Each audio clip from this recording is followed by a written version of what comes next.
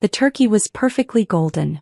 I noticed because my mother had mentioned 3 times already that she'd spent 14 hours preparing it, and that some people contributed to the family while others just showed up expecting to be fed. I was apparently in the second category. The Hartwell family Christmas dinner was a tradition stretching back 4 generations, complete with heirloom china, grandmother's silver candlesticks, and the unspoken rule that everyone would pretend to be happier than they actually were. The dining room still had the same wallpaper from my childhood, hunter green with small gold fleurs-de-lis that I used to count during particularly long lectures about my potential. I'd counted 847 of them over the years. Some things never changed. More mashed potatoes, Daniel? Mom asked my brother, her voice dripping with the warmth she reserved exclusively for her firstborn. You've been working so hard at the firm. A partner before 40. We're so proud. Daniel accepted the bowl with a modest smile that fooled no one. At 38 he was the crown jewel of the Hartwell family. Corporate lawyer, corner office. A wife named Stephanie who came from old money.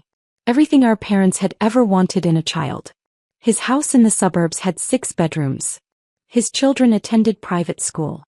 His Christmas card photo, professionally shot, naturally, featured the entire family in coordinating cable-knit sweaters against a backdrop of their manicured lawn. It was the kind of success that could be measured, photographed, and displayed on refrigerators across the extended family network. Then there was me. The story of Ethan Hartwell as told by my family went something like this. Promising student, decent grades, inexplicably walked away from a stable consulting job 8 years ago to pursue opportunities in technology. Translation. I was a cautionary tale, the living embodiment of what happened when you didn't apply yourself, didn't follow the rules, didn't understand how the real world worked. They'd been telling this story for so long that even I sometimes forgot it wasn't true. Ethan, you're not eating much. Dad's observation carried the particular edge he'd perfected over 3 decades of disappointment. Still on that startup diet? You know, the one where you pretend to run a business while burning through whatever savings you have left. The food is delicious, Dad. I'm just pacing myself. Pacing yourself. He snorted. That's one way to describe your entire life, isn't it? Pacing yourself right into mediocrity. My Aunt Rebecca, seated across from me, tooted sympathetically. Now Richard, it's Christmas. What? Not talk about the elephant in the room? Dad gestured toward me with his fork. We've been tiptoeing around this for years. At some point we have to face facts. My grandmother, seated at the far end of the table, shifted uncomfortably but said nothing. She'd stopped defending me years ago, not because she agreed with my parents, but because she'd learned that intervention only made things worse. Stephanie dabbed her lips with her napkin, her eyes bright with the particular gleam of someone about to join in on acceptable cruelty. Daniel was telling me about your venture, Ethan. Something about software. It's so brave of you to keep trying after all these failures. It's not really brave, Daniel corrected, refilling his wine glass. It's more like delusion. What is it this time, little brother? Another app that nobody wants? A website that solves a problem that doesn't exist? Something like that, I said pleasantly. Dad set down his fork with enough force to make the silverware rattle. You know what kills me, Ethan? You had every opportunity. Same schools as Daniel. Same advantages. Your mother and I sacrificed everything to give you both the same start in life. I know, Dad. Do you? Because from where I'm sitting, it looks like you've spent the last decade proving that some people just don't have what it takes. Still living off savings at 33. Still working on projects. He made air quotes around the words the same way he had for years. At some point, a man has to admit defeat and get a real job. Your father just wants what's best for you, Mom said. We all do. We see you struggling, pretending everything is fine, and it breaks our hearts. I'm not struggling, Mom. You live in a 1-bedroom apartment in a building that doesn't even have a doorman. You drive that old Honda. You haven't taken a proper vacation in years. Mom sighed, the particular sigh she reserved exclusively for conversations with me, heavy with disappointment and the weight of unfulfilled expectations. Richard, don't upset yourself. You know how your blood pressure gets. Ethan is who he is. We've accepted that. Have we? Dad's eyes bore into mine. Have we really accepted that our youngest son is going to spend his entire life as a financial burden? That he'll never contribute anything meaningful to this family, or to society? The dining room fell silent. Even Daniel had the grace to look slightly uncomfortable, though not uncomfortable enough to defend me. I took another bite of turkey. It really was excellent. You know, Dad continued, warming to his favorite subject, I ran into George Patterson last week. You remember George? His son Michael started that accounting firm downtown. 20 employees now. Real office, real clients, real revenue.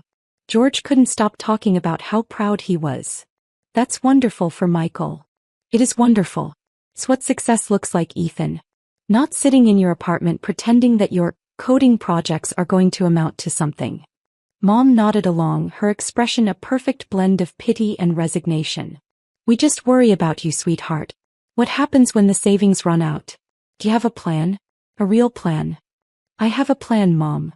Let me guess. More venture capital rejection letters? More investor meetings that go nowhere. Daniel leaned back in his chair, the picture of successful condescension.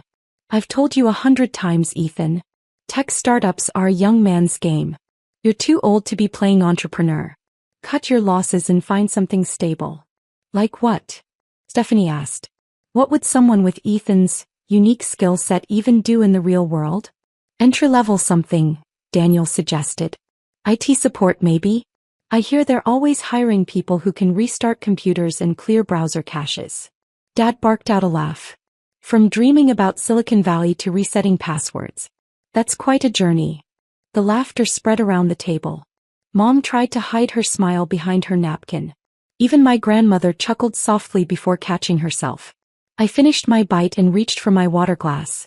This is really good stuffing, Mom. What's the secret ingredient? Don't change the subject, Dad snapped. We're having an important conversation here. We're having the same conversation we've had at every family gathering for the past 5 years, Dad. I could probably recite it from memory. Maybe if you actually listened. I listen. I hear every word. I set down my glass and looked at my father directly. You think I'm a failure. You think my business is a waste of time.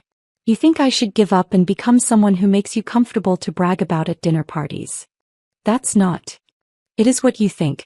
And you're entitled to your opinion. I smiled at him, genuinely without malice. But opinions aren't facts, Dad. They're just opinions. Dad's face reddened. Don't you lecture me about facts, young man. The fact is you haven't earned a real paycheck in years. The fact is you're burning through money while the rest of us work for a living. The fact is. His phone rang. He glanced at the screen, irritation flickering across his face. It's the bank. Probably about that mortgage refinancing. He silenced the call and set the phone face down. Where was I? The facts, I supplied helpfully. Right. The fact is. His phone rang again. Same number. For God's sake. He picked it up. Hello? Yes, this is Richard Hartwell. What? I'm in the middle of Christmas dinner. Can this wait until? He paused, his expression shifting from annoyance to confusion. What do you mean terminated? What corporate funding? The table fell silent. Daniel exchanged a glance with Stephanie. Mom's brow furrowed with concern. I don't understand, Dad continued into the phone. Our business account has been. What do you mean someone was funding it? That's impossible. We've been profitable for years. We're completely self-sustaining. I took another sip of water and watched my father's face cycle through emotions. Confusion, disbelief, the first tremors of panic. Can you repeat that? The anonymous corporate backer who's been subsidizing our operating costs. For how long? 7 years. Dad's voice cracked. That's not possible. I would have known. I review the accounts personally. Mom was gripping his arm now, her face pale. Daniel had set down his wine glass. All trace of smugness evaporated. And this backer is withdrawing all support effective immediately? Dad pressed the phone harder against his ear. What does that mean for us? How much have they been contributing? What's our actual? Oh my God. Oh my God. He lowered the phone slowly, his hand trembling. Richard. Mom's voice was barely a whisper. What is it? What's wrong? That was Marcus Whitfield, the senior account manager at First Continental. Dad stared at the phone like it had betrayed him. He says someone has been anonymously funding our business for the past 7 years. Covering gaps in cash flow. Paying for equipment upgrades. Subsidizing the lease on the warehouse. That's ridiculous, Daniel said. Your business is successful. You've shown me the profit margins yourself. The profit margins were manufactured. Dad's voice was hollow. Without this mystery backer, we've apparently been operating at a loss of roughly $890,000 per year. The money was being funneled through a shell corporation called Hartwell Family Trust Holdings. I thought it was just an old account from your grandfather's estate. It's not. Mom asked. No. It's. Marcus says the beneficial owner is withdrawing all support as of January 1st. He's requesting an immediate audit of our actual financial position. Dad looked up, his eyes finding mine across the table. He also said the owner wants to meet with us. Tonight. I set down my napkin. Actually, that won't be necessary. The words hung in the air for a moment before comprehension began to dawn. Ethan. My mother's voice was barely audible. What are you saying? I'm saying that the meeting isn't necessary because I'm already here. Dad stared at me. You're the anonymous backer? That's absurd. You don't have that kind of money. You're living off savings, for God's sake.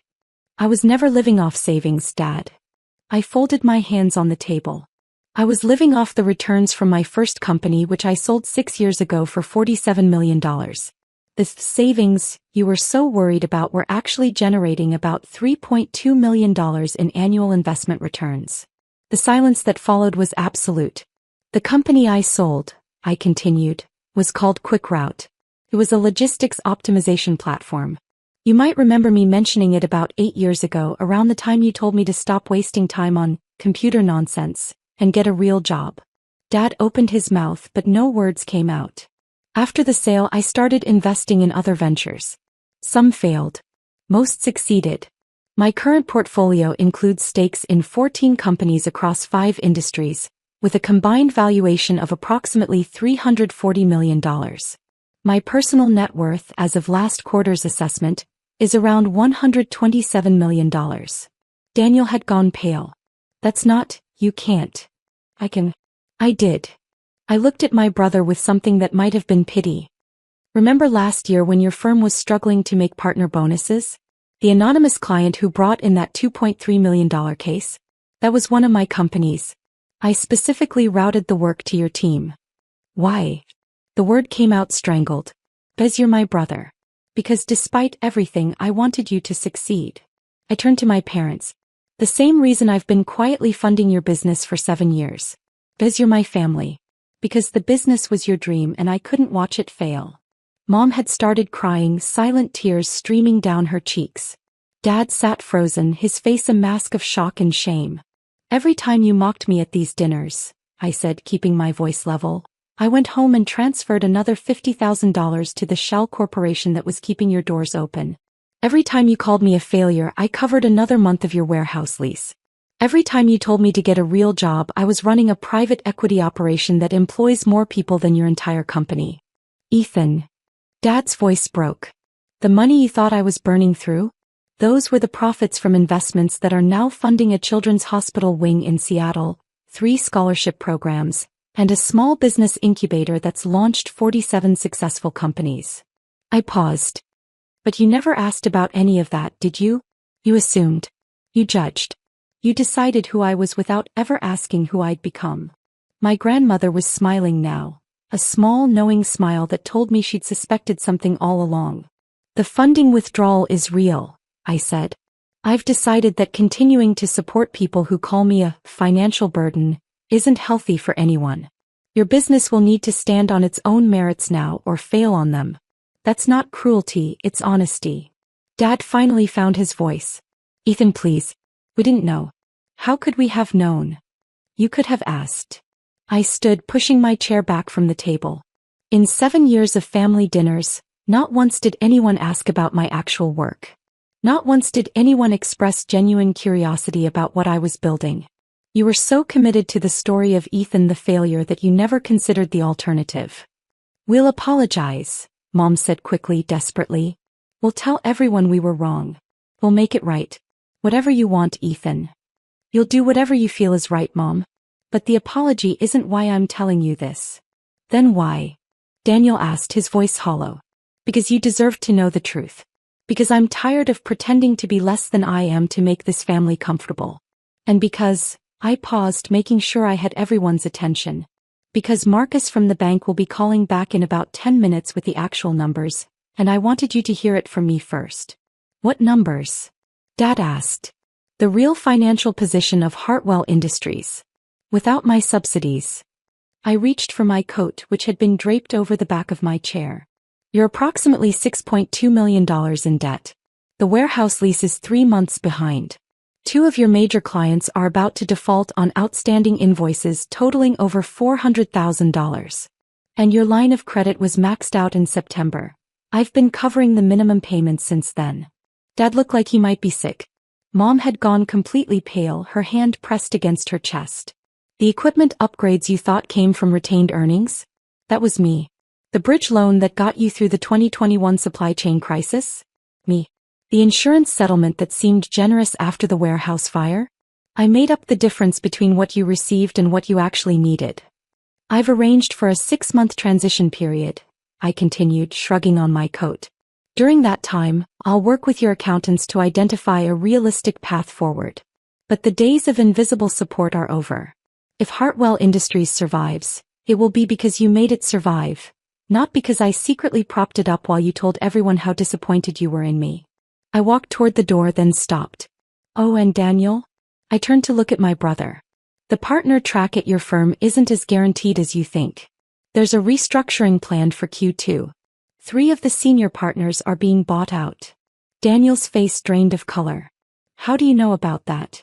One of my portfolio companies is acquiring a 34% stake in your firm's parent corporation. The deal closes in February. I smiled without warmth. I'll be reviewing all personnel files as part of the due diligence. I'm sure your work speaks for itself. You can't do that, Daniel said. That's revenge. It's business, Daniel. Something you've been lecturing me about for years. If your work is as excellent as you've always claimed, you have nothing to worry about. I opened the door, letting the cold December air rush in. Ethan, wait. Mom stood, nearly knocking over her chair. Please. It's Christmas. You can't just leave like this. Actually, Mom, I can. I pulled my keys from my pocket. I have a flight to catch. I'm spending the rest of the holidays in Switzerland with some business partners. We're finalizing an acquisition that will probably make the news in a few weeks. But what about us?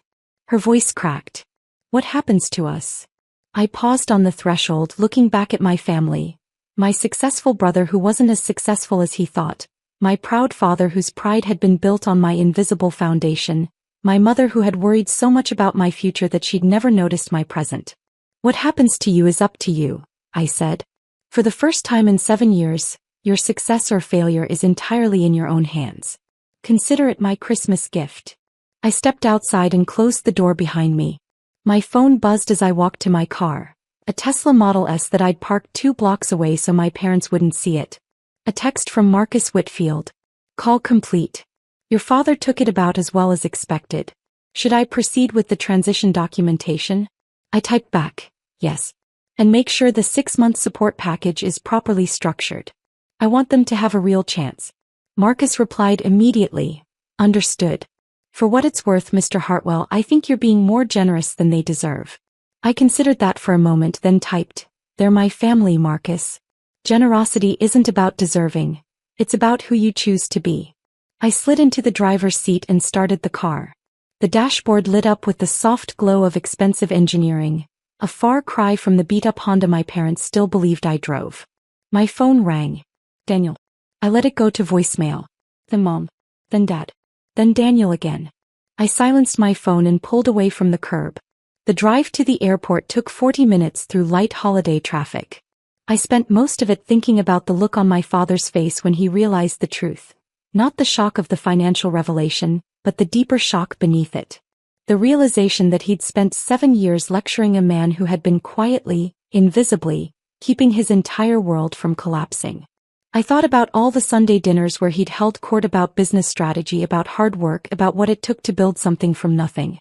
He'd been so confident, so certain that his success was earned, that his wisdom was hard-won through experience and grit.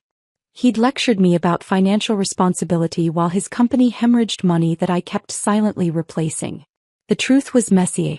The truth was that his business had been bleeding money for years while his youngest son silently transfused it back to life. The truth was that his pride had been built on a foundation he didn't know existed. I didn't feel triumphant. I didn't feel vindicated. Mostly I felt tired. At the airport, my pilot was waiting by the private terminal. "Good evening, Mr. Hartwell. The flight plan to Geneva is filed and we're cleared for takeoff whenever you're ready." "Thank you, James. Let's not waste any time." I climbed the stairs to my Gulfstream and settled into the leather seat by the window. As the engines powered up and the plane began to taxi, I pulled out my laptop and opened my investment dashboard. $127 million in verified assets. 14 active portfolio companies. 3 charitable foundations. A reputation in the industry as one of the most astute investors of my generation. And a family that had never bothered to ask. The plane lifted off and Chicago fell away beneath me. All those houses lit up for Christmas. All those families gathered around tables, sharing food and conversation and the particular kind of love that comes without conditions. My phone had accumulated 17 missed calls and 23 text messages by the time we reached cruising altitude. I scrolled through a few of them.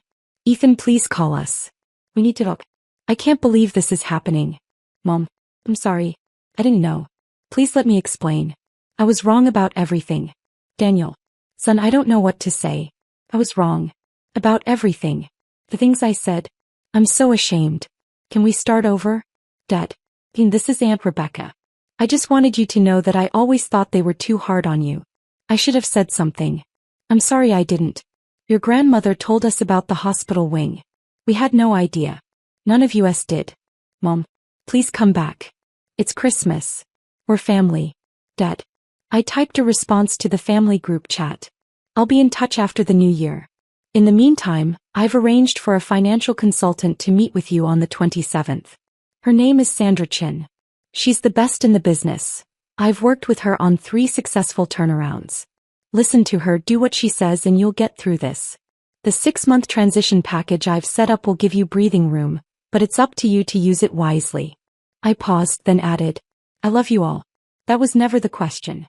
The love was never conditional for me. The question was whether you loved me, the actual me, not the version of me that made you feel comfortable about your own choices. I hope you'll think about that while I'm gone. Real love doesn't require performance. It doesn't require proof of worth. It doesn't require constant achievement or status or success measured in terms other people recognize. I hope someday you'll understand that. I sent the message and turned off my phone. Outside the window, the world was dark and vast and full of possibility. The stars were brighter up here, away from the city lights, and the moon cast a silver glow across the clouds below us. Somewhere far below, my parents were sitting in their dining room, probably still stunned, definitely making phone calls and comparing notes and trying to reconstruct the past 7 years in light of everything they'd just learned. They would be fine. I'd made sure of it. The 6-month transition package, the financial consultant, the carefully structured off-ramp from dependency, all of it was designed to give them the tools to succeed on their own. And Daniel, well, Daniel would have to prove himself now. If he was as talented as he'd always claimed, the acquisition would be good for his career. If he wasn't, at least he'd finally know the truth about himself. Whether they used these opportunities was up to them. The flight attendant appeared with a glass of scotch. Macallan 25, my favorite. Can I get you anything else, Mr. Hartwell? Chef Andrea has prepared a light Christmas meal whenever you're ready. Maybe in an hour. This is perfect for now. Of course, sir. Just press the call button whenever you're ready. She withdrew silently, leaving me alone with my thoughts and the vast darkness outside the window. I sipped my drink and watched the stars wheel past. In a few hours, I'd land in Geneva and spend a week with people who respected my work, valued my insights, and never once questioned whether I was living up to my potential. Partners who evaluated ideas based on merit. Colleagues who measured success by impact rather than appearance. A world where the old Honda and the one-bedroom apartment would have been seen for what they actually were. Strategic choices, not signs of failure. And then, after the new year, I'd go back home and begin the long, difficult process of rebuilding my relationship with my family. On honest terms this time, without the invisible scaffolding of my secret support. It would be uncomfortable. There would be awkward conversations and defensive reactions and probably a fair amount of resentment on their part. Learning that your entire self-image has been built on a foundation you didn't know existed tends to shake people. But maybe that shaking was necessary. Maybe the only way to build something real was to tear down the comfortable lies first. It wouldn't be easy. But nothing worth doing ever was. My phone was still off, but I could picture the chaos I'd left behind.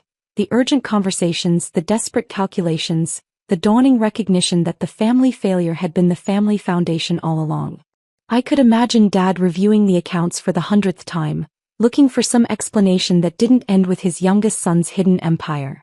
I could see Mom alternating between tears and frantic planning.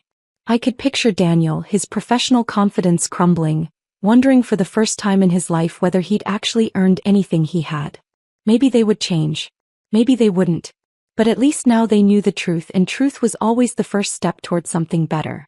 I finished my scotch and closed my eyes, letting the hum of the engines carry me toward whatever came next. Some people peaked early. Some people failed spectacularly. And some people, the quiet ones, the patient ones, the ones who built their empires in silence while the world underestimated them, simply waited for the right moment to reveal what they'd become. Tonight had been my moment. And for the first time in 7 years, sitting in my private jet above the clouds while my family grappled with a reality they'd never bothered to see, I felt genuinely, completely free. Not triumphant. Not vindicated. Just free. Free from the performance. Free from the pretense. Free from watching them build their confidence on a foundation I'd secretly constructed. Free from the exhausting work of being underestimated. It was, I decided, the best Christmas gift I could have given myself. The stars continued their silent dance outside my window as the Atlantic stretched beneath us, and for the first time in years, the future felt like something to embrace rather than endure.